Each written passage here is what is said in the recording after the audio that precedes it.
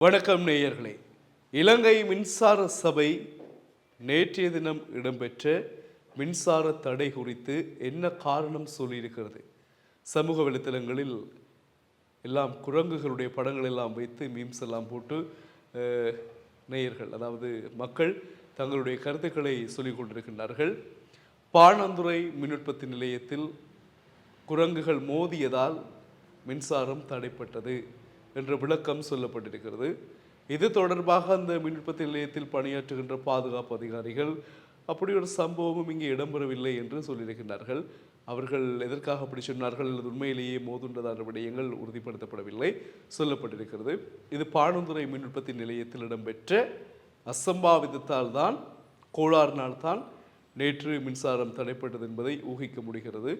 இது தவிர நுரைச்சோலை மின் உற்பத்தி நிலையத்தில் கிட்டத்தட்ட 3 மின் உற்பத்தி இயந்திரங்கள் பழுதடைந்துள்ளதாகவும் உறுதிப்படுத்தப்பட்டிருக்கிறது.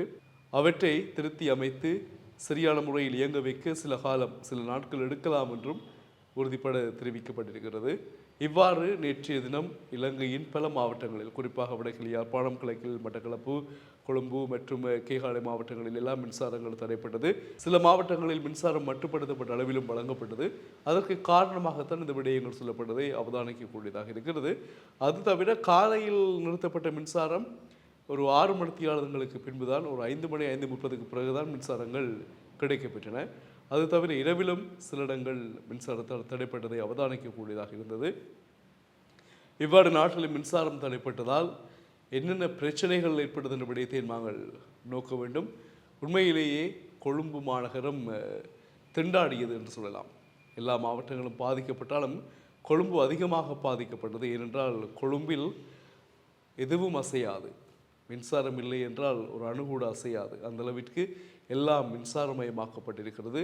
அதில் மிக முக்கியமாக தண்ணீர் பிரச்சனை. கொழும்பில் ஹோட்டல்களில் உள்ளவர்கள், அதே போல் கொழும்பு நகர தெருக்களில், வீடுகளில், அடுக்குமாடி குடியிருப்புகளில் இருக்கின்றவர்கள், இவ்வாறு ஒவ்வொருவருடைய குடிநீர் பிரச்சனைகள் எல்லாமும் பெரிய பிரச்சனையாக மாறியது. இப்படி கொம்பனிகள், நிறைய நிறுவனங்கள், வணிக வளாகங்கள், சொல்லிக்கொண்டே போகலாம், எல்லாமும் ஸ்தம்பித்த நிலை கொழும்பில் நேற்று காணப்பட்டது. மாபெரும் இடையூறாக அந்த விடயம் பார்க்கப்பட்டது. இதையெல்லாம் தாண்டி வீதியில் என்ன மாதிரி நிலைமை என்று பார்க்கின்ற பொழுது வீதி போக்குவரத்துகளும் கடுமையாக பாதிக்கப்பட்டு தடைகள் ஏற்பட்டிருந்தன.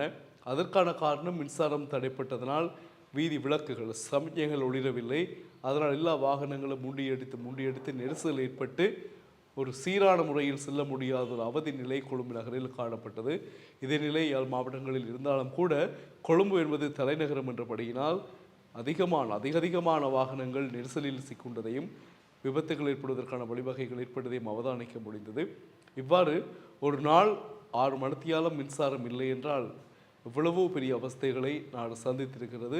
இந்த சந்திப்புகளுக்கு காரணம் குரங்குகள் தான் என்றவாறு சொல்லப்பட்டிருக்கிறது. ஆனால் இப்பொழுது விசாரணைகளை மின்சார சபை துரிதப்படுத்தி இருக்கிறது. என்ன விஷயம்? பாணந்துறையில் மின் உற்பத்தி நிலையத்தில் என்ன நடந்தது? எதற்காக மின்சாரம் தடைப்பட வேண்டிய தேவை ஏற்பட்டது என்பது தொடர்பாக சொல்லப்படுகிறது. குரங்குகள் மோதியதால் என்று சொல்லப்பட்டாலும் கூட, ஆனால் பாதுகாப்பு அதிகாரிகள், அங்கு பணிபுரிகின்ற பாதுகாப்பு அதிகாரிகள் அவ்வாறு குரங்குகள் மோதவில்லை என்றும் சொல்லியிருக்கின்றார்கள். நுரைச்சோலை மின் உற்பத்தி நிலையத்தை பொறுத்தவரையில் 3 இயந்திரங்கள் பழுதடைந்திருக்கிறது, இதுவும் சொல்லப்பட்டிருக்கிறது.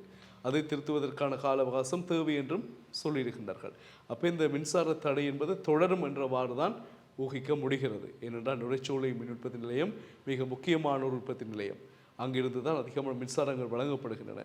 அங்கே 3 இயந்திரங்கள் பழுதடைந்த நிலையில் இருக்கின்றது என்றால் மின்சாரங்கள் கட்டுப்படுத்தப்பட்ட அளவில் அல்லது மட்டுப்படுத்தப்பட்ட அளவில் விநியோகிக்க வேண்டிய வாய்ப்புகள் உருவாகும். அவ்வாறு உருவாகின்ற பொழுது மின்சாரங்கள் தடைப்பட வேண்டிய வாய்ப்புகளும் உருவாகும். ஏனென்றால் ஒரு மாவட்டத்தில் தருகின்ற பொழுது அந்த மாவட்டத்தில் வேறு இடங்களுக்கு அல்லது வேறு மாவட்டங்களுக்கு மின்சாரங்களை நிறுத்த வேண்டிய ஒரு நிலையும் கட்டாயம் ஏற்படும்.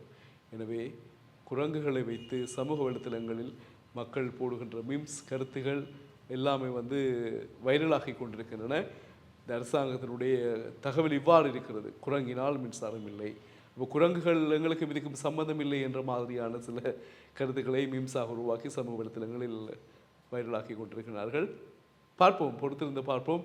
இலங்கை மின்சார சபை துரிதமான விசாரணைகளை மேற்கொண்டு வருகிறது. மீண்டும் சந்திப்போம்.